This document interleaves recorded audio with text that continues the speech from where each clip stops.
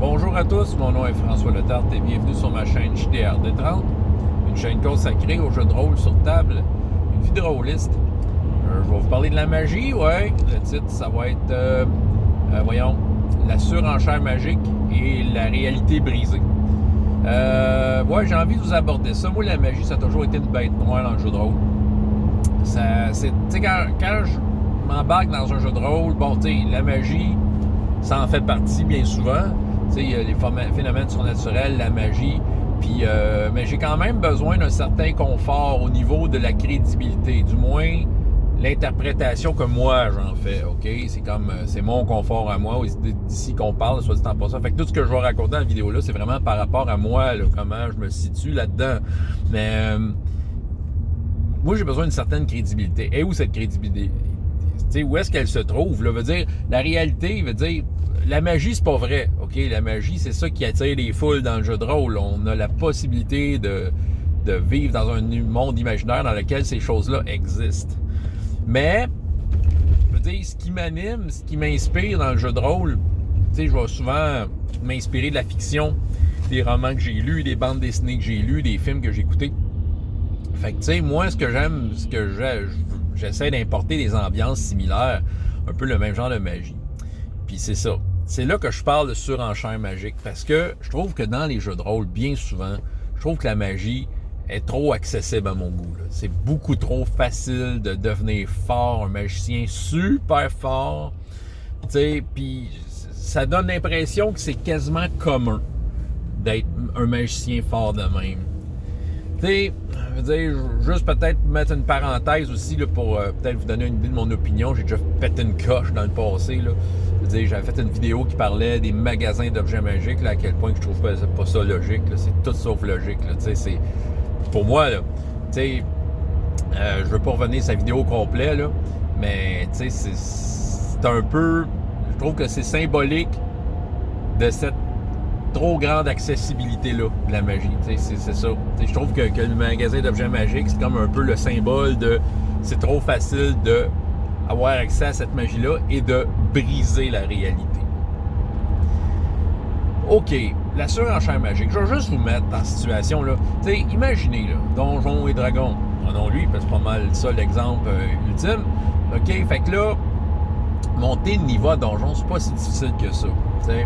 Seulement, là, puis là, si je vous parle du 5e niveau, c'est pas quelque chose, si on a une game un peu sérieuse de 5e niveau, c'est assez facile à atteindre, souvent, on dirait que c'est une formalité, là, un guerrier de 5e niveau, ouais, on est capable de l'imaginer dans la vraie vie un peu, là, dire un gars qui a fait, qui s'est battu souvent dans sa vie, a fait un peu l'expérience des champs de bataille, bon.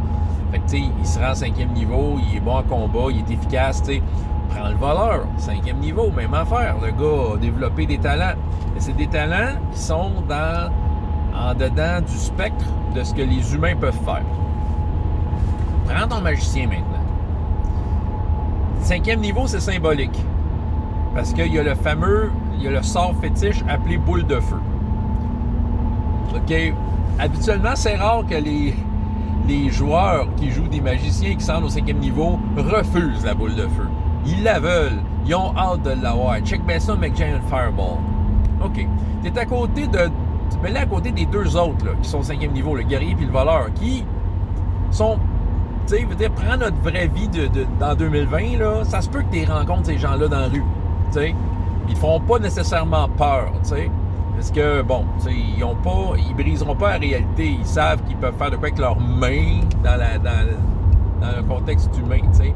Il y a des policiers dans la vraie vie qui c'est peut-être des 5e niveaux, là, vous comprenez, là, tu sais. Vous les rencontrez tous les jours, ces gens-là.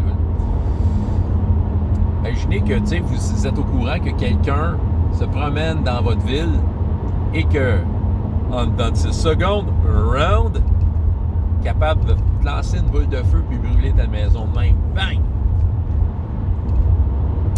Je dis pas que c'est pas correct dans le jeu de rôle. Je dis pas que ça devrait pas exister. Mais, tu sais, on s'entend-tu qu'il brise la réalité beaucoup? Puis, qu'il peut tout, s'il est moindrement zélé, il est plus que trop dangereux. T'sais, il peut tout briser sur son passage. Et il est juste au 5e niveau.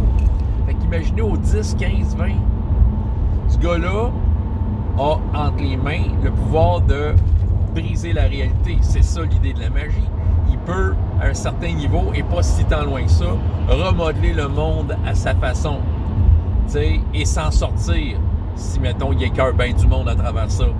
Il a tout ce qu'il faut entre les mains. C'est un magicien, il brise la réalité. Et c'est pour ça qu'on joue à Donjons et Dragons, parce qu'on a cette possibilité-là. Bon. Sauf que, mon problème, c'est quand que justement ça a de l'air facile et commun. Là, ça veut dire que des magiciens de 5e niveau, là, il y en a plein à Waterdeep. Donc, du monde avec des boules de feu, il y en a plein à Waterdeep. Fait que, tu sais, parmi le lot, là, ceux qui sont pas un peu zélés et qui brûlent pas toute la ville, aussi qui sont. Vous allez dire qu'on le fait pas parce que, mais tu sais, c'est comme trop facile, là. Puis, tu sais, là, on prend ce contexte-là, le monde médiéval fantastique ou Renaissance, c'est comme Moyen-Âge, Renaissance, tu sais, là-dedans, t'as du monde normal, là, tu sais, qui ont des petites boutiques ou qui font des métiers, tu sais, il y a un pêcheur, un bûcheron, un cordonnier, un fabricant de charrettes, tu sais, tout ce monde-là sont là, sérieusement, là, moi, là, à leur place, j'aurais peur, là.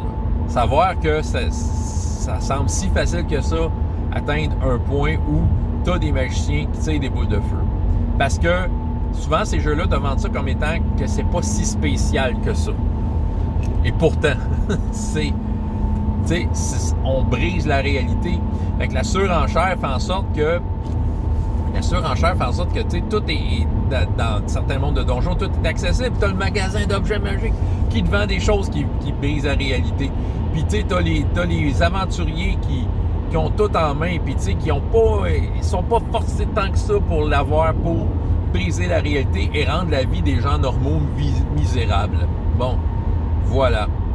Fait que c'est un peu ça, tu sais. Je dis pas que c'est pas correct parce que je le sais que pour bien des tables, ça fait partie du jeu. Puis tu sais, on s'entend, là, faut garder en tête que c'est un jeu dans lequel ces choses-là sont pensées par rapport à un style de jeu. Tu sais, souvent, un jeu où on explore des endroits, puis on bat des monstres, tu sais, c'est plus de genre de défi-là qu'on cherche. Puis là, à la fin de ça, si on a survécu, on amasse des trésors. Les trésors nous permettent d'aller au magasin d'objets magiques pour se rééquiper. Tu sais, je pense qu'il y a une grande partie de la pratique de donjons, particulièrement, et des jeux semblables, qui sont par rapport à cette façon de jouer-là. Tu sais, OK? Sauf que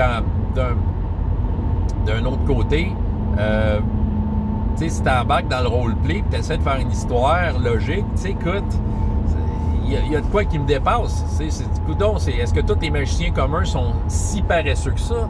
Ils ont entre les mains tout ce qu'il faut briser la réalité. Ils peuvent posséder tous les dirigeants de leur monde, tous les rois et les reines, même si vous dites qu'ils ont des protections magiques puis tout ça. Non, un moment donné, ils vont trouver la façon de contourner ça puis de rentrer dans la tête des dirigeants. Ils peuvent mener le monde avec leur magie et rendre l'univers misérable et à... Tu sais, écoutez, c'est dans un monde où il y a beaucoup de magiciens, c'est accessible. Je comprends pas pourquoi le monde n'est pas devenu comme ça. Je suis sûr qu'il y a des univers de jeux de rôle que c'est ça la prémisse, que là, il y a des magiciens super puissants qui contrôlent le monde parce qu'ils ont compris à patente eux autres qu'ils pouvaient briser la réalité. Tu sais. Mais c'est ça. Mais c'est un style de jeu. Tu sais, je suis bien d'accord avec ça. Tu sais, on regarde les jeux vidéo, c'est calqué là-dessus, là, veut dire le nombre de jeux vidéo où entre deux quêtes, t'as une petite musique médiévale tranquille, puis t'es dans un magasin d'objets magiques avec une liste à cliquer de ce que t'achètes, là. Moi, j'aime pas ça les jeux vidéo en passant, mais en tout cas, ben, c'est ça. Tu sais, qu'est-ce qui m'anime? Je vais vous parler de mes sources, là. Tu sais, la magie, à quoi que je veux qu'elle ressemble? Tu sais, dans le jeu de rôle, à quoi que je veux... Tu sais, j'aime ça, le Seigneur des Anneaux, là. Tu sais, regardez bien le Gandalf, là, il en fait des boules de feu, là. Mais tu sais, probablement, il en fait rien qu'une, il se fait surveiller par toutes ses chums. Parce que dans le Seigneur des Anneaux, j'ai pas l'impression qu'il y en a tant que ça, des magiciens, tu sais. Il y a Gandalf, il y a ses quelques semblables, tu sais, il y a des elfes, mais ils s'intéressent pas au reste du monde, tu sais. Je veux dire, il y a... Tu sais, puis la magie, ça a de l'air complexe, tu sais. C'est ça. Fait que, tu sais, c'est pas commun, OK? Le trône de fer. Dans le trône de fer, c'est du trouble faire de la magie rien qu'un peu. La magie, elle est présente. OK? La magie est très, très présente dans le trône de fer. Puis, tu sais, ce monde médiéval fantastique-là et Renaissance, qui est présenté dans le Trône de Fer, ça n'a pas l'air d'un décor en carton tant que ça. Pourquoi? Parce qu'il y a une crédibilité en arrière, là. C'est-à-dire, il y a des magiciens, mais c'est tellement compliqué de faire de la magie qu'ils ne peuvent pas nécessairement mener le monde au bout de leurs doigts. Ils peuvent y arriver en travaillant fort. C'est-à-dire, OK, je vais pas spoiler Game of Thrones, vous avez jamais vu ça, là, mais tu sais, quand les dragons commencent à se manifester pour de vrai, avez-vous vu à quel point le monde s'écroule? Le monde de Westeros s'écroule parce qu'il y a des dragons qui sont là. Il y en a rien que 3, là, puis ça fout la marde. Comme ça se peut pas. J'aime la façon dont les dragons sont représentés là-dedans. C'est pas juste une bête qui attend dans sa caverne de se faire tuer. Ils sortent, ils font ce qu'ils ont à faire. Ils mettent le monde à terre. Fait que, tu sais, imaginez dans votre monde commun qu'il y a plein de dragons. Bien, comment ça se fait que c'est pas comme dans Trône de Fer? C'est ça, c'est un peu ça mon affaire. T'sais. J'aime dans Willow, Finn Razel et Bavmorda, 2 grandes magiciennes qui s'affrontent à la fin. C'est super cool.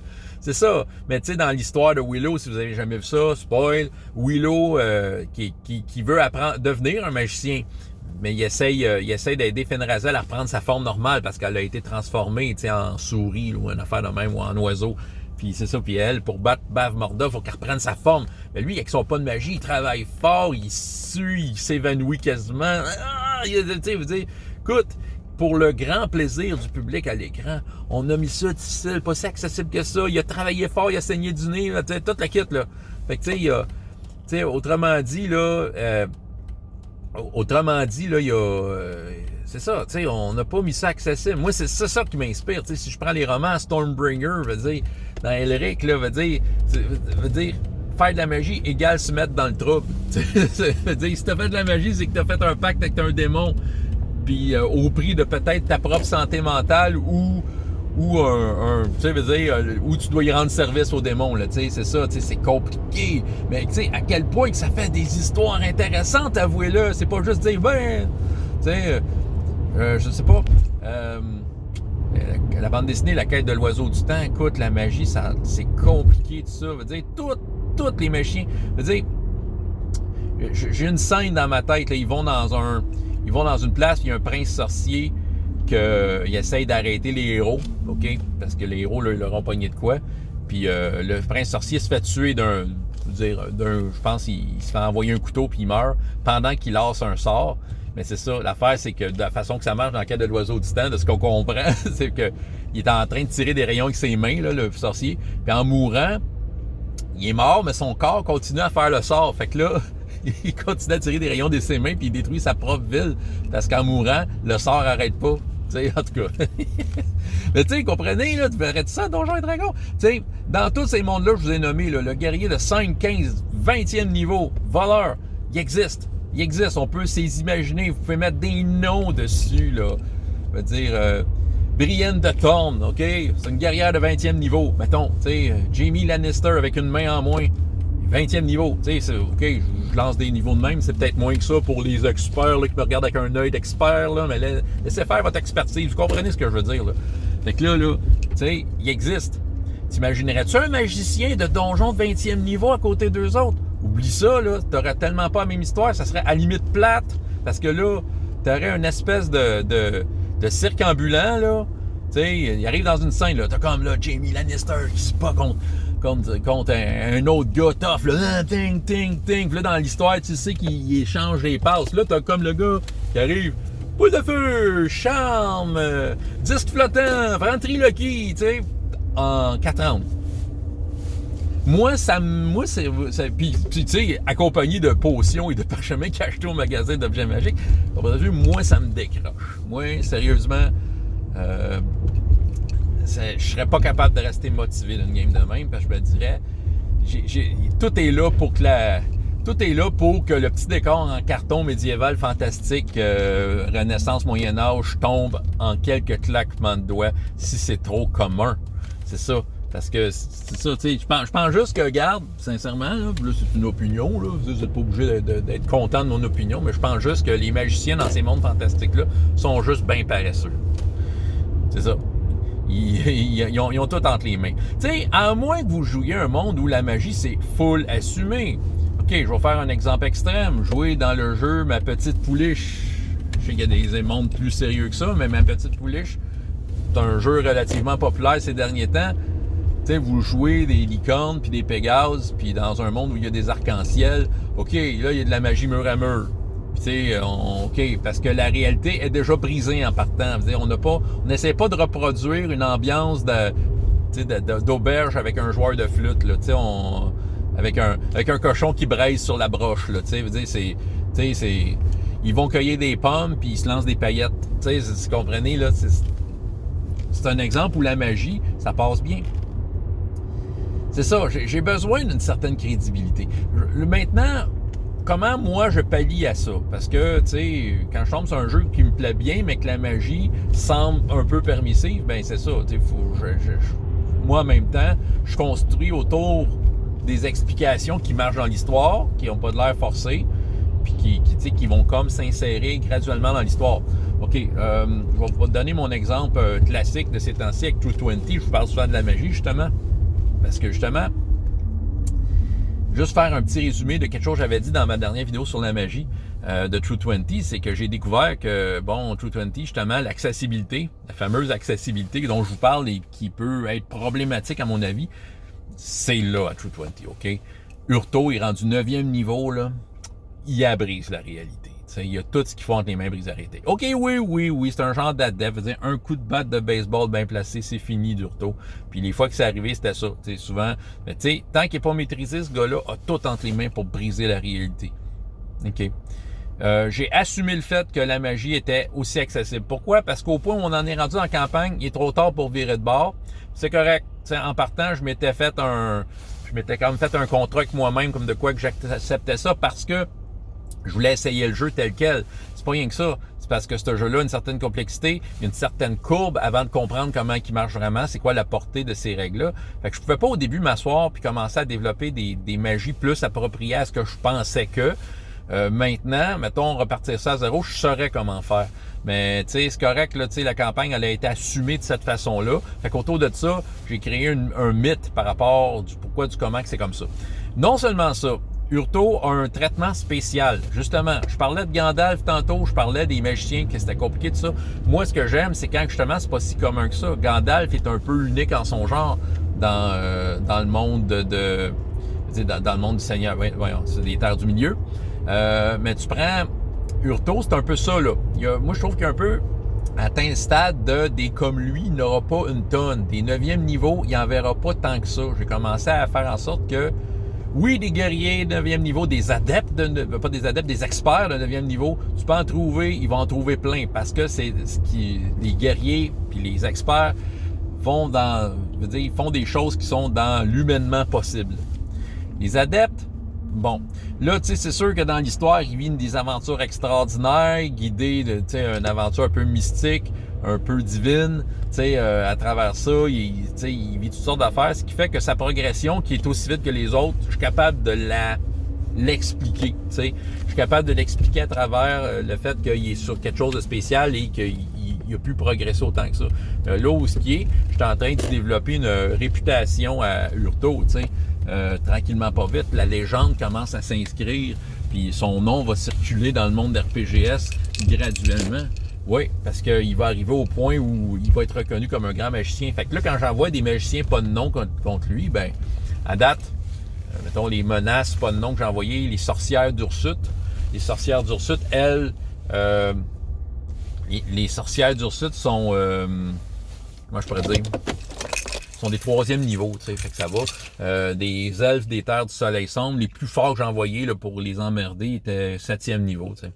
Puis c'est ça, fait que, puis, ben tu sais, c'est ça, fait que tu sais, il va en avoir des magiciens aussi forts que lui. Juste pas aussi facile que ce que le jeu semble nous proposer. Parce que si on regarde le jeu vanille, on pourrait se faire un groupe d'adeptes, puis progresser, tu sais, on pourrait se faire 5 personnages adeptes qui montent ensemble, puis tu sais, ils assument le fait qu'ils peuvent briser la réalité ensemble facilement et rapidement, tu sais. Mais non, c'est ça, tu sais. Étant donné que là, j'ai comme un peu, justement, j'ai les paramètres qu'il faut. J'ai un adepte. J'ai pas eu, tu sais, dans les aventures, ils n'ont pas rencontré tant que ça pour ces raisons-là, parce que j'aime avoir une certaine crédibilité. Mais Urto, lui, justement, brise la réalité. Mais c'est ça, il est un peu unique en son genre. Il vit des aventures à la hauteur de ça, un peu sur un autre plan, sur un autre niveau de plus en plus. Oui, il y a Ixar, le grand sorcier, qui a beaucoup plus de niveau que lui. Bon, vous allez me dire, mais pourquoi Ixar? Pourquoi Ixar? Maintenant qu'il brise la réalité. Parce que allez lire les sorts qu'il fait, le Ixar, là, mettons, là, je vous donnerai le niveau, là. Puis, étant donné que dans RPG, dans True 20, de la façon qu'on marche, tu as accès à tous les sorts de tous les livres, si tu prends des points de conviction, ben, pourquoi que Ixar, il a pas juste fait ça pour lâcher 3-4 boules de feu ses joueurs, ouvrir un portail vers l'enfer et les envoyer là? Pourquoi il n'a pas fait ça en partant? Pour réussir à arrêter les personnages dans leurs affaires. Bon, là, je vous répondrai pas, ben je connais la réponse. Mon agenda de l'adversité est bien monté par rapport à ce personnage-là. Il y a des raisons. Mais comprends-tu que juste en termes de jeu, c'est une question de rouler des dés puis de réussir, là. Fait que pourquoi, qu'est-ce qui l'empêche de faire ça? Il y a tout ce qu'il faut. Comprenez? Je veux dire, je les invente pas les règles. Puis allez voir Donjon, là. Mettez un magicien de 15e niveau, là. Veut dire, la première personne qui l'écœure, il va le transformer en grenouille. D'un conte de fées, c'est de même. T'écœures une sorcière, elle te transforme en grenouille. Veut dire, c'est ça. Ils peuvent briser la réalité. Fait que quand c'est commun, là, comprenez-vous que c'est comme des mégatonnes de bombes nucléaires, là, qui se promènent sur votre monde, là. Fait que Urto est unique en son genre, OK? Puis c'est ça, mais pourquoi Ixar? C'est sûr que, parmi les raisons, étant donné que là, la magie existe, c'est que le brisage de réalité devient monnaie courante, ben j'ai inventé des solutions un peu over the top. Je veux dire, j'ai inventé un minerai qui arrête la magie, là. Un minerai anti-magique, puis qui s'est inséré dans l'histoire, là. C'est pas quelque chose que j'ai inventé, c'est pas une solution de meneur de jeu pour régler un problème. C'était, par la bande, c'est arrivé. Puis, dire le côté pratique de la chose, c'est dévoilé pour tout le monde, Mais en tout cas, c'est ça. Dans le jeu de rôle, l'accessibilité de la magie, souvent, ça a l'air de quelque chose de commun, mais ça devrait pas l'être. C'est ça qui arrive. Ça devrait pas... C'est pas qu'il faut... Je sais pas qu'il y a pas de magie. La magie, que serait le jeu de rôle sans la magie? Ça serait un jeu comme James Bond. Où le talent est mis de l'avant et certains autres jeux où il n'y a pas de magie, il y en a. Mais, je pense qu'on oublie de rendre la magie spéciale. Dans la fiction, les magiciens ont un statut, sont spéciales, je te dirais le seul style où d'être le seul style de jeu de rôle, les genres d'univers dans lequel j'assume mieux l'accessibilité à la magie, c'est dans les jeux de super-héros, parce que souvent on assume que tout le monde dans le groupe va être un super-héros. Puis oui, il brise la réalité en tabarnane, mais je pense que ça fait partie du genre, Je pense, c'est ça qui arrive, là, dans les super-héros, là. Je veux dire, les super-vilains, les super-héros, ils pètent les buildings. C'est comme assumé dans le monde que, il y a des dommages collatéraux tout le temps. Mais dans les mondes médiévaux fantastiques, le beau petit village avec le feu dans l'âtre, puis, puis les chiens qui courent dans les rues, puis les poules laissées en liberté, puis nous allons festoyer ce soir. Mais à côté, il y a un hostie de magicien qui est juste en un clignement d'œil, peut nous transporter d'une autre dimension. Pourquoi qu'il le fait pas, Comprenez? Il y a comme, on dirait qu'il y a il manque de dommages collatéraux bien souvent. Il y a des mondes où les dommages collatéraux sont mis en place, là. Mais c'est ça, ce que j'aime, c'est ça, c'est qu'il y ait un effort derrière la magie, que ça soit spécial, que ça vienne avec des conséquences, des responsabilités, Je pense que c'est ça que j'aime, Puis j'ai l'impression que dans les jeux, ils mettent pas assez l'emphase là-dessus. Ils font juste dire, voilà, c'est là, prenez-le. Puis c'est correct pour ceux que ça rend heureux. Il y en a pour qui que faire ça met plein de bonheur dans leur cœur. Tant mieux. Moi, je suis pas confortable avec ça. Je suis pas confortable avec cette idée-là. Je suis je sais pas, c'est ça. Moi j'ai envie que ça ressemble aux choses que je vous ai nommées. Je veux dire, je veux sortir un autre exemple. Il est long mon vidéo, là, mais je vais sortir un autre exemple. Rapidement de même. Le sorcier de la montagne de feu, j'avais fait ça. Puis, avec Sébastien Pelletier, jasage de jeu de rôle. Puis, je veux pas perdre mes idées. OK, ça. Puis là, on avait fait ça. Ça a été... ce qui a été ardu de cette aventure-là, c'est que ça a été plus long que je pensais. L'affaire, ça s'est fait sur plusieurs séances. Puis, à un moment donné, le groupe On a fait quelques séances suivies, il est arrivé de quoi, puis on a fini la game comme une couple de mois plus tard, puis j'avais dit à la gang, hey, on l'a fini une fois pour toutes, puis on avait joué à 8 heures en ligne. J'avais pas fait ça depuis des années, là. Puis, c'est ça. Ça fait que là, après 8 heures, on était rendu à Zagar, là, à la fin là, de la montagne de feu. Puis là, on était tous fatigués, mais on était quand même contents de s'y rendre. Fait que, je veux dire, je vais vous avouer, j'ai été soft avec Zagar, parce que je regardais ce qu'il faisait, je m'étais dit, OK, on vient de passer 8 heures à jouer, là, puis lui, il a tout ce qu'il faut pour les tuer de même. Il brise la réalité, il fait de la magie. C'est pas c'est pas le chevalier guerrier à la fin qui attend puis qui se bat à l'épée avec eux autres. Tu sais, veut dire, là, c'est épée contre épée, c'est chance contre chance. Lui, Zagar, en les regardant, il lançait un sort, dépensait ses points de magie. Puis sérieusement, là, j'arrêtais la game là, fait que ça aurait été moche comme fin. Fait que, tu sais, je vais l'avouer, j'ai été soft. Bon, Sébastien, son personnage a eu, par exemple, a été chanceux dans ses hypothèses, mais il y avait un point faible de Zagar dans la salle, qui est un jeu de cartes.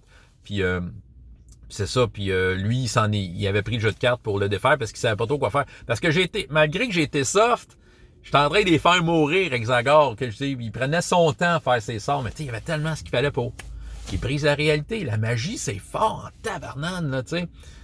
Ouais. Là, c'est une vidéo qui est pas mal longue, puis je pense que je vais en avoir un autre qui va parler des magiciens OSR. Je vais vous raconter la petite histoire du magicien OSR. On va l'appeler de même.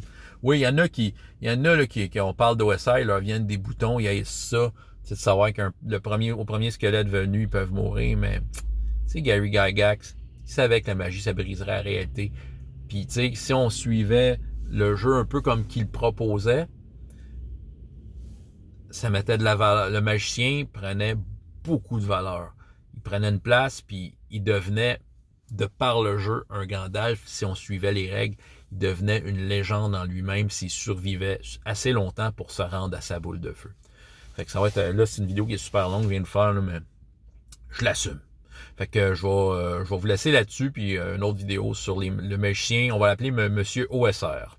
François Letarte, JDR Détente, et jusqu'à la prochaine fois, il y a tant de plaisir dans la vie que dans les jeux. Au revoir.